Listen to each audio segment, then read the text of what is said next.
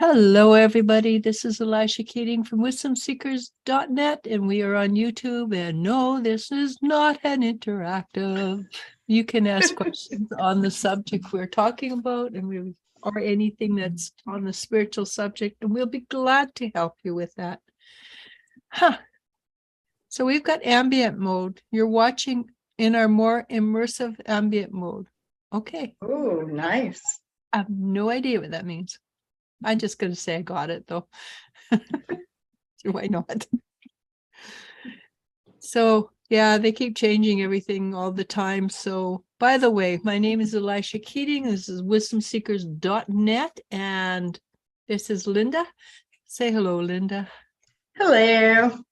And you'll just have to love her accent unless you're from the South, and everybody's accents from the South, but the rest of us just adore it. So, I have a very mixed Southern accent. So, I mean, even some people from down here are, it's always nice when some guy from Alabama is like, I love your accent. Yeah, it would be that close, wouldn't it? But there's a guy, I was just watching a YouTube, and the guy's teaching English, and he's obviously not English, it's not his first language. Oh, no. Not because he was pronouncing the sentences wrong, but he had a strong accent. That's got to be funny. It is. So we're going to talk on, I don't know, there's something you and I both know a lot about, and everybody who in the spiritual realm knows a lot about. And people who are not in the spiritual realm probably know even more than we do. We're going to talk about depression, because that's something that we all happen to know about, right? Right. But we may not know that it's all right to go through depression. And because it's a big social no-no, right? Right. And we don't want that. We want people to realize, A, there are options, and B, that it is actually part of spiritual growth to go through depressions. Yeah, that's my feeling too. Because what happens when you go through depression? Maybe your just body says, okay, bud, take some time off and relax. You've been going, because when we move spiritually, we are physically changing our genetics. And do I have proof of this scientifically? You dang rights, no, I don't. But I know it. Do you know? There's things you know. That's okay. Dr. Bruce Lipton has proof scientifically, so people can, look at his book. He started with Biology of Belief, where he, and this is my favorite, was on the path of publish or perish and accidentally disproved the textbooks he had been teaching out of since like the 60s. Yeah, and he kind of sat on it for a while. Yeah, I remember. I haven't. And of course, there's Dr. Emoto as well. That's the love. And I did that for years. We'd get water and we'd write all over it, love. And yeah, my son Jeremy loved that. I'd go into the refrigerator and there'd be like this little crayon that said thank you, and it's all scotch taped to his water bottle. Yeah, and there's another thing too, that this is a short story. When I was in Mexico, this guy gave me a glass of water, and I took a drink of it, and I says, "Oh, you've got a crystal in there, haven't you? Because it tastes different." It does taste different. I had gotten a water bottle that had like all the crystals at the bottom for my son and I, and then my daughter, this past year for her birthday, I got one of those clears that it had like a really tall, smoky quartz, because she is a kind of a fairy / earth angel, cherubim angel. And all these damaged, scared, depressed animals find her. And some of them she keeps, some of them she is, ushers to better health care or a permanent, home or something like that. But because she's such an empath herself, And, that's the first thing that I'm just now, after decades, I'm not going to tell my age. She's 20. And she's been Right. I'm 26. Especially if you're a robocall, asking me, do I need an upgrade on my Medicare? That's my favorite. But I was sitting in the store today, and the shop was fairly slow, but I was on pins and needles, and I've, all this energy all around. And if you are empathic, today is really hard. Today is tough. It's like I can see the energy doing different things, and people are angry, and people are desperate, and people are lonely. And one of the first things that I've learned to ask is this mine? Am I the one that's feeling this? Because normally it comes up on me so strong. I'm like, where did this go? And then realized you were the one that pointed it out. How old is the building that you work in? And is there this energy? And I think there was a girl that, blah, blah, blah. And I was like, no wonder I have all these crazy, because as a medium, yes, you hear voices. And you can hear voices, not a big deal. It's only when they tell you to kill yourself and do bad things that you get sent to homes. Otherwise, nobody pays attention. Well, and here's the thing, that everybody that is coming to me for any kind of reading, and especially those of you that are, seeking help, is because we are ascending. I'm noticing that the global population is becoming empathic.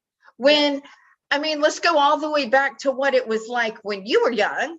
And I like going back to the Star Trek, the original Star Trek. And there was that one little special female who was empathic, right? And how many crew members were on the Star Trek Enterprise? And so one out of however many hundreds, or probably a couple, 3,000 on that floating base, was empathic.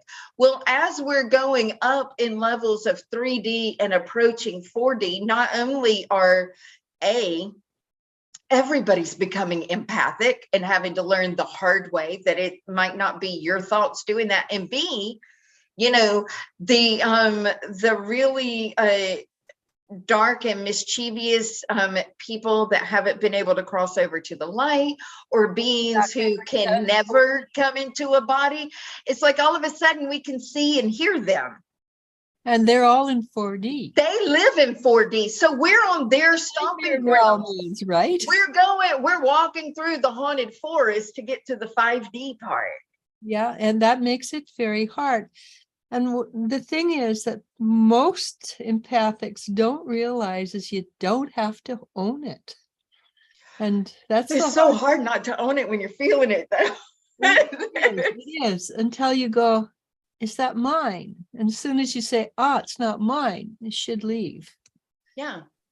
But you got to get to the place where, there's two things about that. It's dramatic. So you want to own it because, hey, we love trauma drama. And B, you got to figure out it's not yours. And C, I guess you got to figure out it's not yours and you don't want it. Yeah.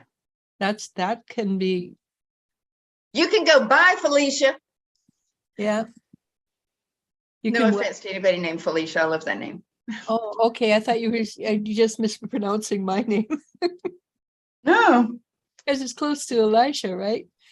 It is close to Elijah, but Felicia's a derivative of Felicia's actually a derivative of the Old English term felicity, which means pleasant. Yeah, but a lot of people call me Elisha. So Felicia, Elisha. Though I am definitely Elisha. With a Z. Elisha. Yeah. Yeah. Not a J. No, it's a Z. As you said, it's the feminine form of Elijah. It is. It is a feminine form, but I hope it is now, because I think I'm feminine. You are. But we should go back a little bit to Yeah, I think There's a lot of depression is empathic. right. And that's one reason. And then there are, bouts of situational depression. And I used to love when because way back when, in the very beginning, I can remember being given headache pills. And so, I was put on psychotropics when I was like this many. And, little boys and girls that are this many don't need psychiatric medicine. No. It shouldn't be a thing. But sometimes, of course, there are situations, and we want to go through and honor depression and sadness as a stage of the grieving process. And But I know a lot of times, that's not really. yeah, and it's okay to backtrack and flop back and forth. The grieving process isn't like a video game where you pass one level and then go to the next level and go to the next level. You may be sad for weeks and then go through your anger phase and then go through acceptance, and then all of a sudden a smell comes around, or a birthday or an anniversary, or you cleaning stuff out and find something, and so the sadness comes back, and that's okay. Yeah, it is truly. Yeah. And people need to realize it is all right to honor where you are at that particular moment. It's the hanging on to it part that and not right. And sometimes it pops up with no rhyme or reason, and that is annoying. Yeah, a little bit. I remember, and I know this sounds very funny, but I had this stallion down in Mexico, and he tried valiantly to live, but he colicked and died.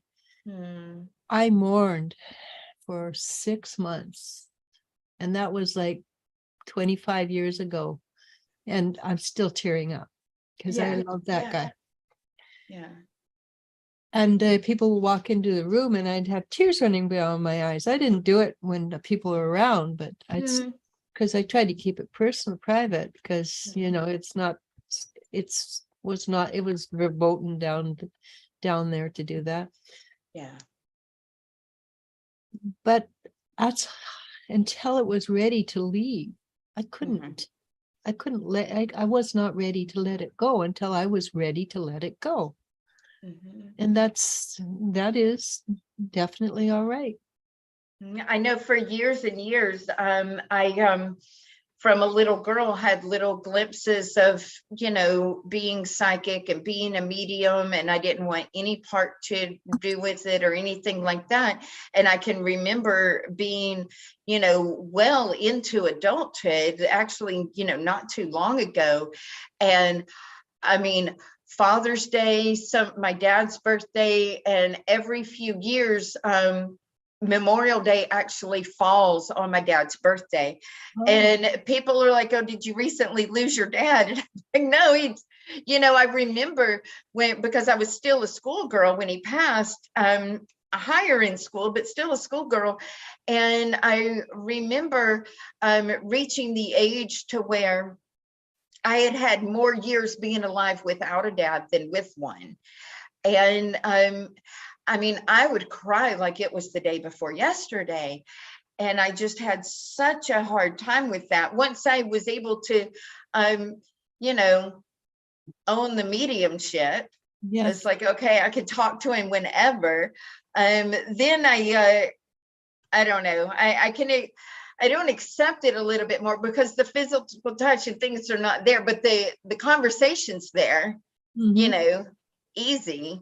And, we still laugh and we still talk and things like that. But I think with something like that, especially with a person, the relationship, if you don't have mediumship abilities or something like that, or even if you do, it's always therapeutic for me to kind of write a letter, whether you deliver it or not, say what you want to say, pen to paper, And of course, I did all the classes and studies. I'm all about blank paper, Mhm. handwriting in cursive, that all those emotions come out Yeah, and things like and that. I think that's great for any kind of anger, frustration situations personally. Yeah. Because I think at the end of the day, especially in today's society, number one, we're not supposed to feel sad, or we get to have it for a day or two. Oh, and that's it. Yeah, you get to have it just for a little while, and that's socially acceptable. But it's okay to go on and on and on as much as you need to for your own process. Mhm. And it's healthy as long as we find constructive ways. And to me, the writing is a very constructive outlet. Or talking to your friends about. I also highly recommend people try mediumship, honestly, because, well, my mother died 6.5 years ago, and from the moment she died, she's been in She my says, life. who's counting? Yes, she was very, very Victorian. You didn't talk about your age. Yes, exactly. She goes, who's counting? She's been in my- Apparently it's you. Yeah. But you don't, she's been there part of my life ever since. Occasionally I'll miss her in the physical, Mm. but I've been a medium longer than she's been passed over, so it's not quite this. So it's quite easy when they do that. Yeah. And with my puppy, it was easy to do that. And of course, making connections and meeting people on the other side. And Maisie's making all kinds of little friends. And I think it was you that had told me that almost the whole litter was back together when she was playing in the field. Yeah, probably. When I do a reading, I don't actually stay in the energy. I have to go Yeah, back to it. because it's very strong and potent. Yeah. Well, especially when you're on the other side, the energy, the feeling of love, the feeling of sorrow, it's just overwhelming. You think it's heavy on this side. Okay, wait till you get to the other side. It does literally blow you away. And I mean, you could physically feel it at such a higher level. uh-huh.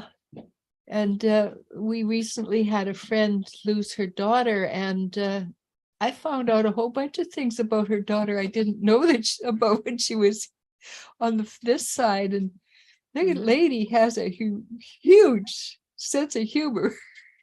And she's so polite and kind too. Very, very polite. Always very Yeah. polite. Even when she's Yeah. teasing, she's still who she is. Yeah. And that does not change. You're just more so who you are. Well, my daughter says you're just more of who you are, except that you can see more from the other side. Right. And So there's more compassion, I find. Yeah, when my dad passed, somebody gave us appointment. I have never been able to lay my hands on it again. But it was supposed to be like whoever wrote this had to have channeled it, but it was like, do not mourn me. I have not died. I am but in the other room. Yeah, I know that one. That's a very famous poet. Is it a Helen Steiner Rice one? Maybe something like that. I can't remember. I don't think so. I think it's even more famous. Yeah. I think it's from one of the Renaissance writers, maybe. But yeah, we got given that poem, and as a young schoolgirl and being, at that age of where, Well, I was moodier anyway, it pissed me off. Well, the thing is too, with a parent dies before a child has reached at least 21. If psychologically it leaves a gap or an emptiness that after the child reaches a certain age of maturity, they can handle it better, and it never leaves. Right. So that would be part of what happened with you. You were just Not quite old enough for him to I leave. was not quite old enough. I was certainly not ready, but in no disrespect, is okay. I know he held on as long as he could.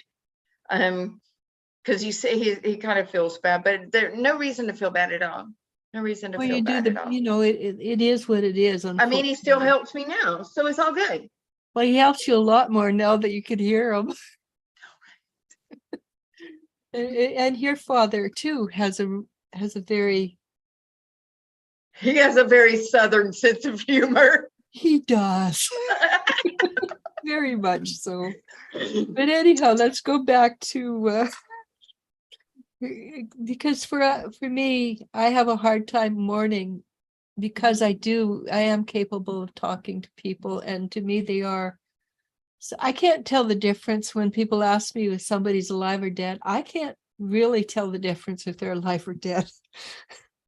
Because so except that when they're alive, they're usually in front of me, and when they're dead, they're standing beside me.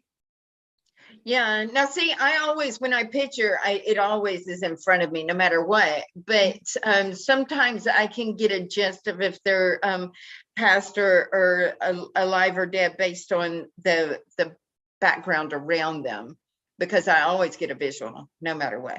And if somebody goes, oh, he's over here or she's over there, then I can, like, if I close my eyes, but otherwise my eyes are open and they're glassed over. And I argued with my sister for ages. My sister died probably about and she's right there at it.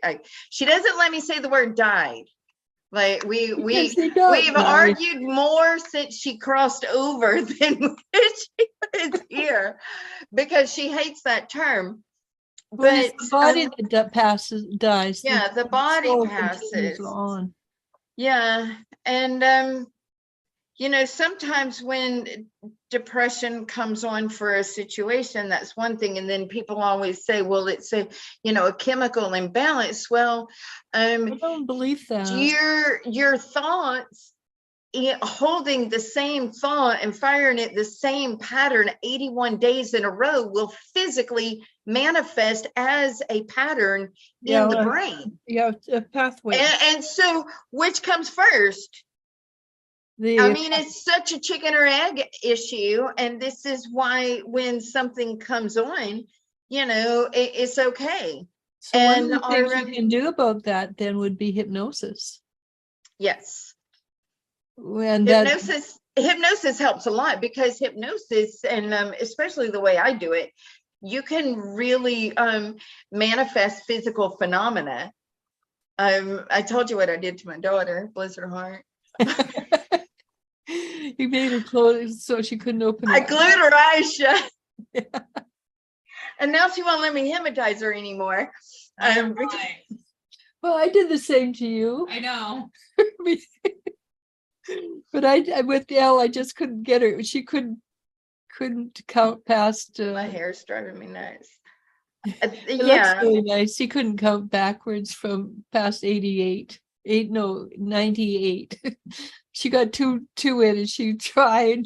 She'd sit there and struggle. I mean, it doesn't help that I already can't count backwards to begin with. So. Yeah. Right.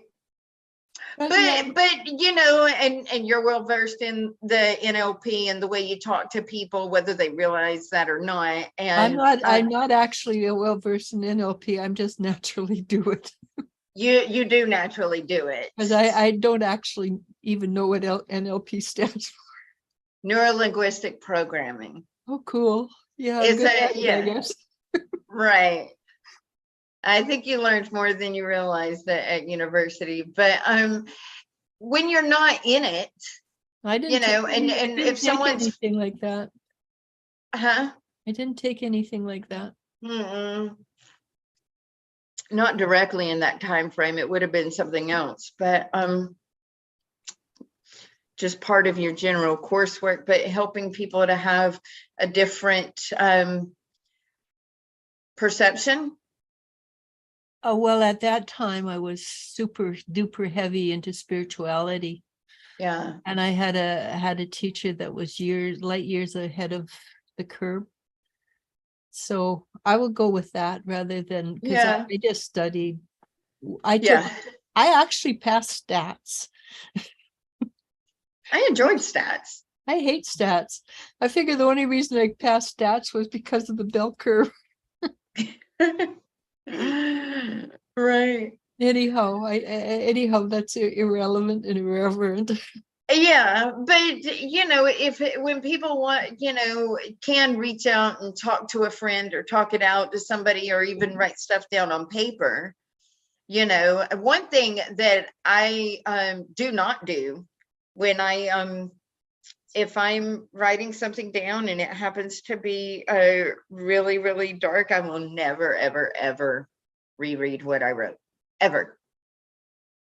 I don't usually reread either, honestly. Mm-mm. Because If I am you're writing letting it it as a out. release, Yeah, when you're writing it, you're releasing it, so go back and Mhm. read it. Only you're time putting it back in there. yeah, so you just burn. Yeah. You Yeah. well, And another like thing, you, I cannot write in cursive. I can get a paragraph, and then I cannot write it beyond a paragraph by hand. So I write it on the computer, and I can write reams on the computer, and then I print it off and burn it. oh yeah, no, Fires I are write good. everything Fires are by good. hand, and I'll write reams by hand. And another thing that sometimes our mind is releasing by itself. Mhm. And Oh, then us thinking on it can bring it back. And one of the ways that the mind does that is through your dreams. And one of the very first things that happen if someone is actually analyzing one of your dreams, one of the very first questions that I always ask whenever I'm doing a dream interpretation is, what time of the day did it happen? And our most traumatic ones can be what's called venting dreams. And they usually happen after at least 7, if not 8 or 8 hours of sleep. And they're so jarring that they wake you up. And your body is releasing. So knowing that it's a releasing dream is therapeutic in and of itself, that it's like, okay, there's some kind of belief in there that I'm letting go and I don't have to worry about it anymore. But if you do worry about it all throughout the day, you're training your mind to put it back in. Yeah, that's why I talk about the quiet mind or being the third party perspective. And I notice the people who are listening to me and starting to do the third party perspective, their anxiety levels go down.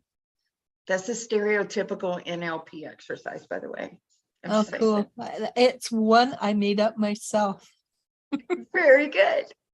Everything I do, as I quit reading years ago, I basically something that I thought myself. I'm sure I picked it out. Well, and I mean, I feel like, some of these people that wrote the books have, channeled stuff in. And when you're so adept as yourself at channeling everything, well, you it's don't a need lot to. easier than reading books,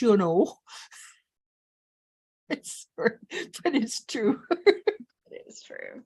Because you just, and everybody can do this.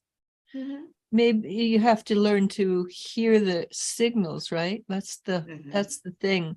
And that goes along with letting go, or letting yourself be who you are through depression and stuff. Because like most people on this planet Earth, I went through years of depression. It's called the dark night of the soul, right? I'm having a dark life of the soul. We're breaking you out of that. We're breaking you out of that. We are. But anyhow, I did a dark night of the soul when I came back to Canada. Yeah. And it was horrendous. I went from I don't know what I weighed, but I was probably about, for me, a really small size, to almost 300 pounds. And then I came back down. That was because my kids starved me when I broke my ankle. But it worked. Yeah, they were kids. They were really young kids at the time. Their idea of feeding me was giving me a crust of frozen bread with a bit of peanut butter splashed in the center. For months, for weeks on end. But and at the time I was a little hungry, but even then I thought it was hilarious because I did lose a lot of weight and I just kept on losing weight. Uh-huh. So, I mean, everything happens for a reason, right? Mm-hmm. But that was a side trip. I don't know why it was a side trip. But I'm really good at segues. In this time, it was a segue into nothing. So, but I mean, Well, and I mean, everything I a went valid through point is you had a big life change.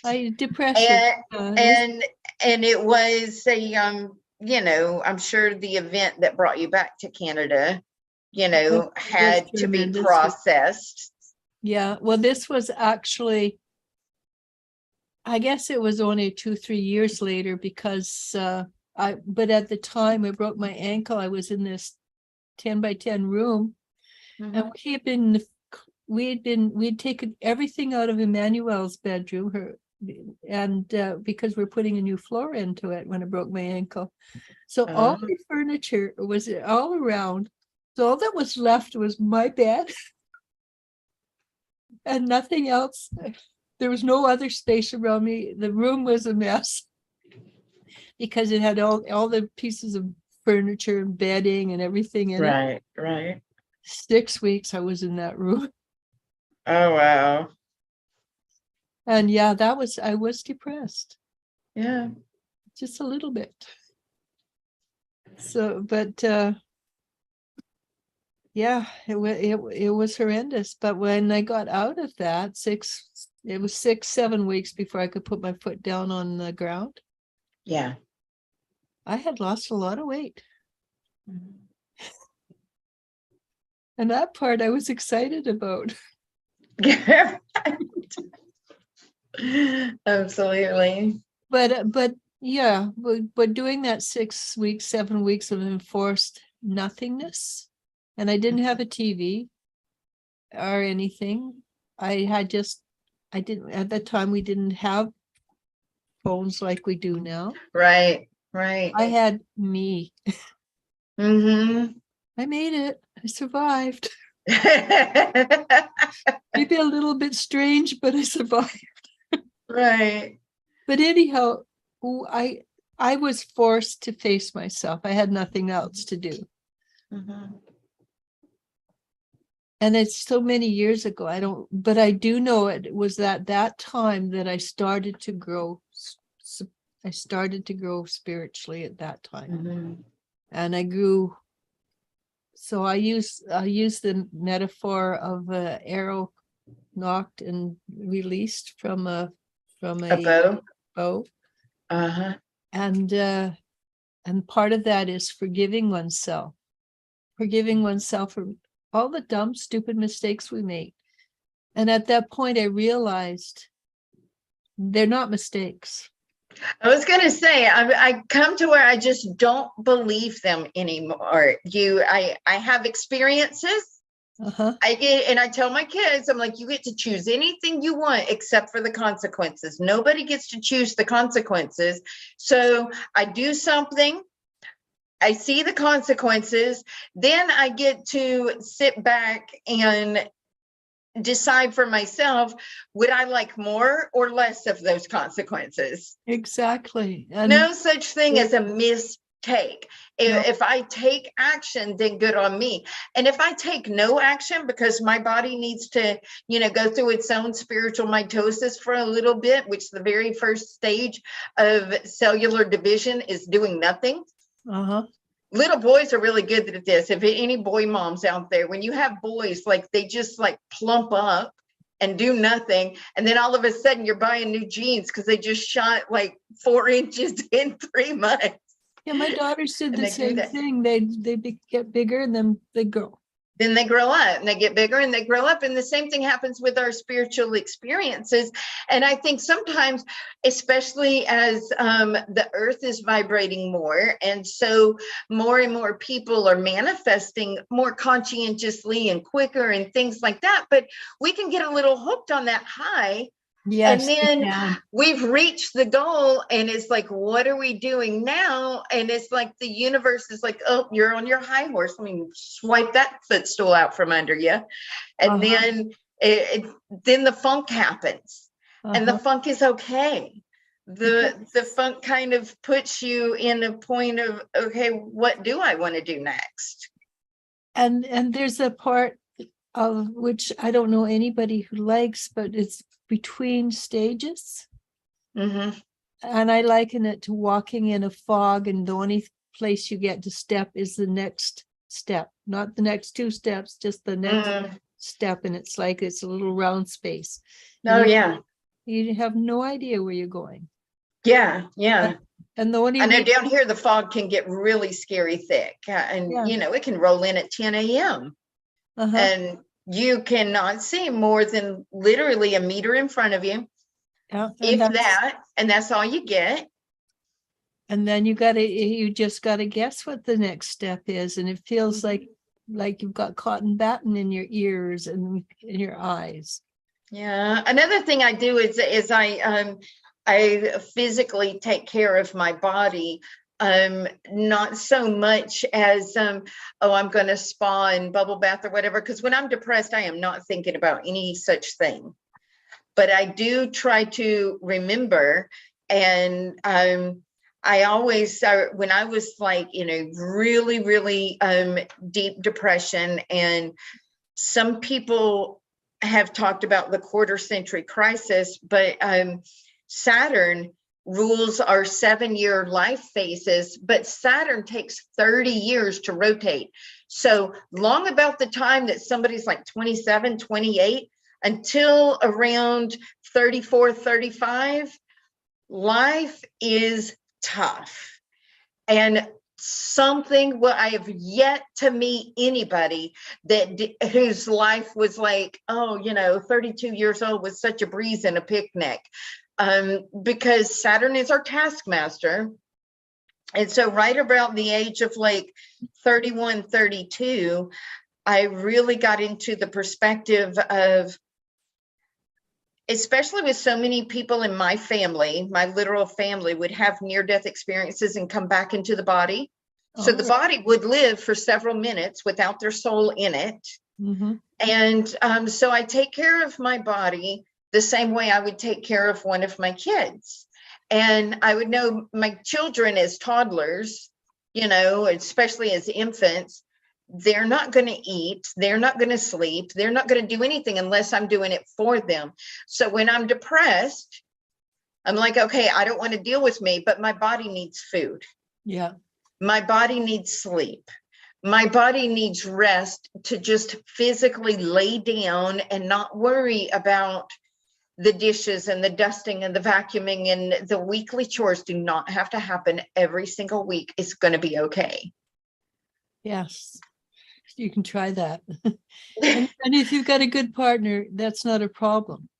Right. A lot Right. of us choose partners who are maybe not the best. Spiritual teachers. Yes, that's very That's what they are. very much spiritual teachers. And that for me, that area, 31, that was when I had my first child. So see, I had my last one at 27. yeah, and I had my first one at 31. So Yeah. the first one at 31, the last one at 38. Yeah, by the time I was 31, like all the kids were in school and I was, home alone during the day. Yeah, but I agree with you. It was very difficult for me because I had been the first 4 years of my active spiritual development, the one when I did it knowingly, I had a blast. I have never enjoyed life so much. And I'd stay up all night and we'd do really dumb spiritual things, and it was I literally had a blast. Then I got pregnant, had my kids, and I had to be an adult all of a sudden. It was really difficult. Yeah. I found it difficult. I did. I'm still finding it difficult. I hit adulthood. I was put in adult place very, very young. And so, well, you were, yeah, I wasn't, I didn't adult until I was 30. I couldn't even imagine. Yeah, no, I was ready to be a kid again. yeah, I had a blast till I was 30. Mm. I mean, I had ups and downs and everything. I but mean, it helped me, to have that perspective to, really enjoy the kids as another kid, Mhm. being responsible to the best of my ability. But I feel like it's important to sometimes we need to forgive ourselves and honor that depression is so natural. it is a There's really part- there's nothing wrong with it. And so many of us from society are like, oh, you shouldn't feel this way, or you shouldn't, it's been so many weeks since so-and-so passed away, then you're allowed a sad day on the anniversary or something like that. And so-and-so would want you to go on or whatever. But it's forgive yourself for feeling sad. Because congratulations, you're a normal human being. and And feeling. mind you that, sometimes in today's society, regardless of the outlooks and what is defined as the norms, we're put under so much pressure and it takes so much to exist It's that really difficult right now. it is difficult right now. So, if you And look at the news, it makes you depressed. If you look at yeah, I don't watch the news. prices, makes you depressed. Yeah. You listen to the political people say, there's no inflation except you're paying $100. We bought five things that the other day, yesterday, we paid $120 for Mhm. for a bag of peanuts. I think it was peanuts, some kind of nuts, cheap stuff. I put my head in the sand and I walk around like a person with dementia or whatever. And I'm like, oh, thank God I'm rich. I put $20 gas in the car and $30 for transmission fluid. And thank God I'm rich, because I mean, that And you was are actually a sizable. compared to some people, you're very Yeah, it was that. I mean, that much money was actually a sizable portion of my paycheck for the week. yeah. And so I by doing that, I think that contributes to, people do support me. People do support me in my work, and people do support me when I go above and beyond to help them out, and they show their appreciation financially, and I'm so grateful. Well, the other day you had a toothache and somebody bought you a heating pad. Oh, it was a lifesaver. Yeah, exactly. So they don't give it to you with money, but they give Yeah, there's appreciation there. And yeah. you're one of the people I can point out and say that lady gets so many gifts. And that's because you give so much. Yeah. And I try my best to give best I can. and it's very, that has nothing to do with Well, I mean, it's one of the can you do things. something for a minute? Can you just talk? Because Mary needs some help. Okay, go ahead. Well, one of the things that I look at it is because when I feel depressed, I can choose whether or not to stay there or not. And one of the things that helps me, pick myself up by the bootstraps, so to speak, is look at the things where, oh, so-and-so gave me some vegetables from their garden, or so-and-so, this couple, bless their hearts, they not only, gave me a heating pad, they stopped by my work where I was at, checked to see what they could possibly do for me, went to the store, bought it, and brought it. So I didn't even have to go to the store or go to their house or anything. And so not only was there gratitude for receiving their gift, it was gratitude to know that I was looked after. Because I don't have, where I live, I've not got family close. And so things to be happy about, things to be grateful for, things to purposely imprint new physical pathways in my brain. I used to call it neurological erosion because I didn't know what it was called. And, down here in the South, one thing we know is what it's like for water, to wash things away, but it's neuronal pathways. And a neuronal pathway is created when you think the same thought 81 days in a row. So, I try to practice that. And when my kids were little and they wanted to whine and complain, and, misery loves company, and that does not work in reverse. You can only do so much. I would go, they would sit, I would listen to them lament. Okay. And then I'm like, but at least, and they're like, but at least what? Yeah. But at least what? You tell me, what's not as bad, what's not. And so shifting that gear is important. Yeah, exactly. And there it really is. So I'm going to give you a piece of homework. Oh, nice. So this is heading towards 7 months that my arm is kind of useless. And I know there's a good reason for it. What reason do you see that for it? Not that I like it, by the way, I don't, but You don't have to like it. no, I don't have to like it. For the universe to do doesn't it care. anyway. Yeah. I know. But there Your is body is slowly catching up to where you are spiritually. Oh, okay, that's the first thing that's ever made sense. Because I've been trying to figure out what I need to learn, what I do this, what I do that. Right. And you're like halfway through 4D and the body's like a little kid running to catch up. Okay, that makes that well, okay, thank you. Like I said, this first, I hope this part of my body catches up too. Yeah, it will, Yeah. but it's going to take time. And that is part of, I think, as we are ascending, and so many people want to do certain things. We want to do certain things because we've lived in other lifetimes, some of us at other planets and we've had those abilities, and we're remembering them, but the body's still in 3D.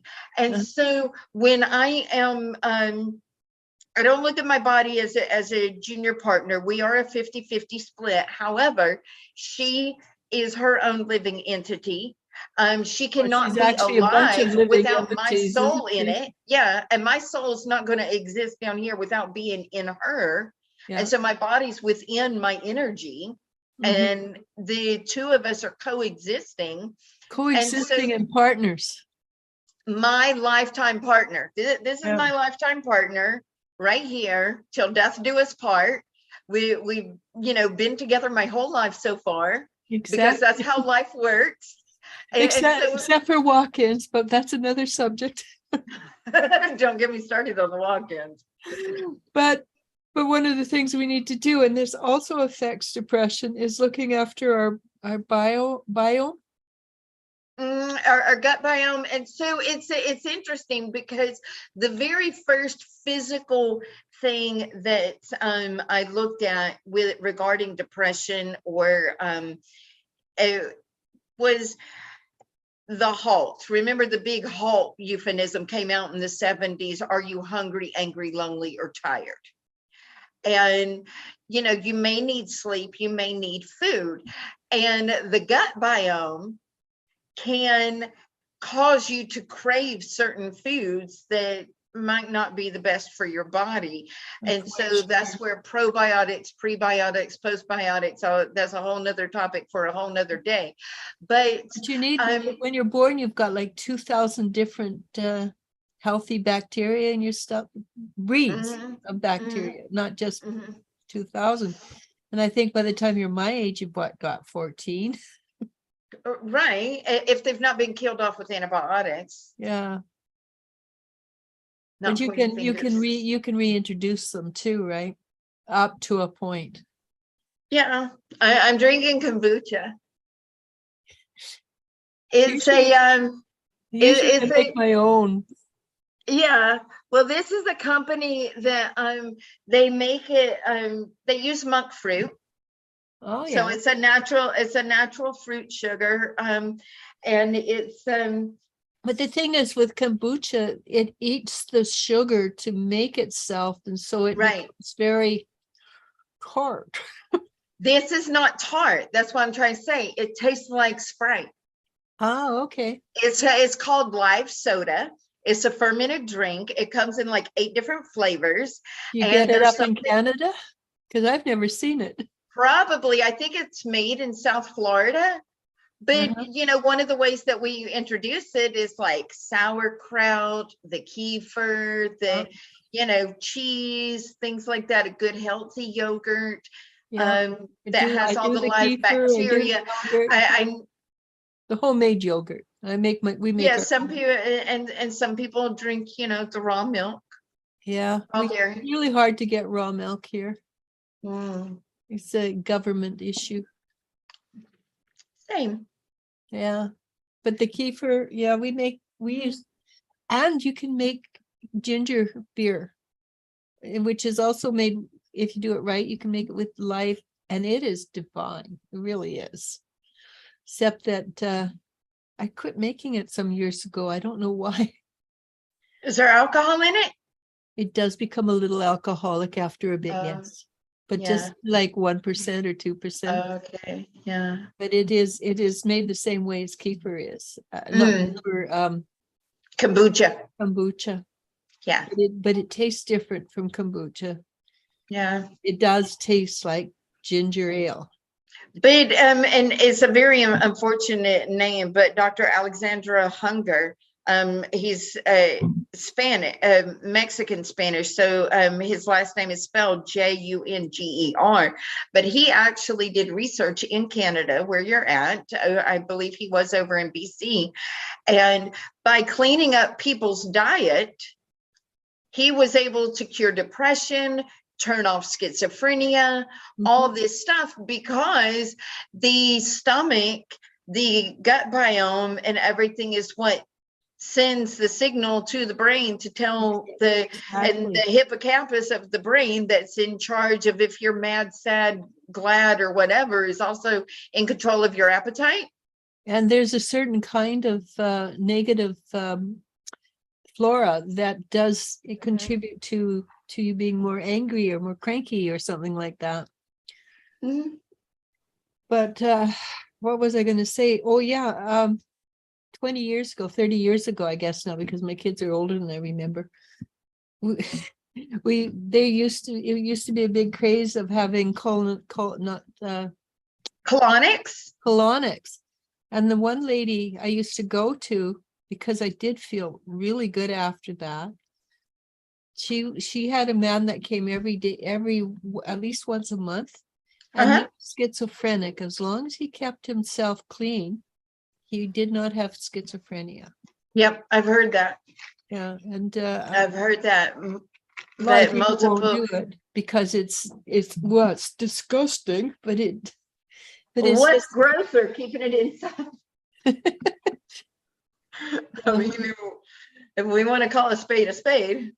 yeah. But also if you've got a migraine, colonics will help a lot too. Right. I've never had it done before. Okay. Well, back then I was married to a man with a little dinero, so I did things like that. And I really liked it a lot. Yeah. But I mean, I know a little bit more now than I knew then too. And I thought I was pretty whiz bang back then. I know. I just dated myself, didn't I? No, you're fine. You didn't. Not at all. Not at all. Not at all. So did we cover sufficiently depression, do you think? Or is there more to I it? think so. I think we because I mean we talked about the different sides of it and things like that and things to do about it and things, I mean, because it is very much, some people are just coming on going, oh, the mind and body is connected and the spirit there. We're all three. And so I think we hit all 3 points. I think we talked about the body aspect and the mind aspect and the spiritual aspect. The biggest aspect, I believe, is forgiving yourself for being that way. Yeah, Because because it's not wrong. it's not wrong. It's might be society doesn't like it, doesn't make them right. Right? Society has a lot to answer for, honestly. Yep. And if you do go looking for help, right, find the person that suits you. I mean, there might be really good therapists out there. There might be really good psychics out there, Mm-hmm. but make sure they fit you individually. Mm-hmm. Because It's important. I know personally certain people I can work with and certain people I go, I wonder if I can find somebody else to work with them because I just don't resonate. I Mhm. don't dislike them, just Mhm. I just don't get it. Yeah. What they're doing doesn't intrigue me. Mhm. And other people intrigues me greatly what they're doing. I go, okay, I can work with this. And you're different from me. You get the same results, Right. but But it's usually a different pathway. it's a different pathway, but you work with different people than I do, I find. Mm-hmm. You work with I don't know what the difference is, but I know But I feel like we both, in our own way, address the mind, the body, and the spirit. we do, but We the do. people that are attracted to you are slightly different people than are attracted to me, Mm-hmm. which is what I'm trying to point out. If you've got something, look around because there's going to be somebody that fits you. Yes. And I'd like to be arrogant and say I can help anybody, but it's not true. I can't. Right. I'd like to though. Well, and I think, sometimes even if we can help somebody, it's not our place because there are, we're each like one thread in the big tapestry of life. And so people have their own different purposes and things like that. And I think people are led on paths to meet certain people and have certain experiences. And so even if you can help them, maybe that's not that person's path to work with you, but they're meant to go to someone else. Exactly. And I may be the pathway for that person to go to you, for instance. Right. Or it might be that I'm the vice versa. Or vice versa. Absolutely. So don't take your time. Don't jump into the first person that's there. And I Yeah. know 20, 30 years ago, be closer to 15 years ago, I was looking for a therapist for my daughter. Mhm. And I took her to many different people. And she rejected them all. And I thought we'd found one. And then turns out later, even I didn't like that person. So, but yeah, it was just very, I don't know. I think we've come to an end. Yeah. Unless you can think of something. Well, if someone is looking for help with mediumship, Elijah and I both are mediums. I practice medical intuition. So if someone thinks that there's a little bit of a physical aspect or something going on, we can do that. I don't do that. I don't. Yeah, I do a dream interpretation and hypnosis and things like that. Elisha, whether she calls it this or not, is very NLP, very talk therapy, and she's very intuitive, a natural channeler, and an energy healer. I use a lot of energy to move things. Yes, and Elijah does what's called a leverage, and a leverage will take you out of this world. Trust me, but and you're not going to find it anywhere else. But you're not going to find that anywhere else. It's very much a blend of an energy healing and channeling, as well as Akashic stuff. And so Because we all come, I feel like we've got two aspects of that going on. Number one, our physical bodies have DNA that carries memory from, great Aunt Gertrude may have seen somebody drown, and all of a sudden you have this fear of water and you don't know why. And number two, our soul has its own path, and those things come over. And I have, like, my depression has probably, I would not say 180, but I've done at least a 90, if not 100-degree turn over the last, I don't know, how long have we been working together? Good grief, that I you've don't been know, working but with me. you were very assiduous. Is that the right word? That's a wrong. I don't know. I was a complicated case. No, I mean, you stuck to it. You didn't, the only time that you didn't. Oh, tenacious. Yeah, tenacious. Yes. The only time you didn't was when I was sick. Right. Any other time I have done the work. It has, hypnosis is like that. And what Elisha does is like that. It's very much, we are guides. We help you to help you. We don't do it. We don't do anything for us. If we could wave the magic wand like the little pink and blue fairies off of Sleeping Beauty, that could be a blast. But that's not how the soul learns and how the soul grows. And so if you need anything from either of us or any of the other readers, do reach out. And by the way, you're going to be on Wisdom Seekers with your own drop-down menu soon. Okay. And if anybody has any trouble with Wisdom Seekers PayPal, which a lot of people do, and I apologize for that, I've tried over and over to get it fixed, it just doesn't work. Come directly to me. I will give you a different PayPal. The money still goes to Wisdom Seekers, because my Wisdom Seekers and my personal PayPal, they're both, that's all I use them for. Right. It's just, and my personal one seems to work way better than I don't know, I'd want to rip my teeth out.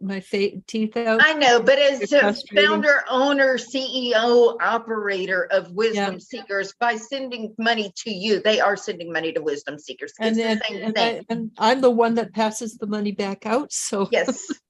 So I'm not going to steal from anybody, promise you. Yes. Yeah. So we're here to help. Yeah, we're here to help, and we try to be community, and we are community. We are a good community, actually. Yeah. So anyhow, I am really bad at saying goodbye, so let's say goodbye. Goodbye. So Maddie had some medical stuff going on, so she couldn't be here this time. She may be here next Wednesday. I'm not sure. We'll find out. So let's go. Namaste. Namasko. Thank you, Linda. They were awesome. Thanks for jumping on a little 5 minutes before. No worries.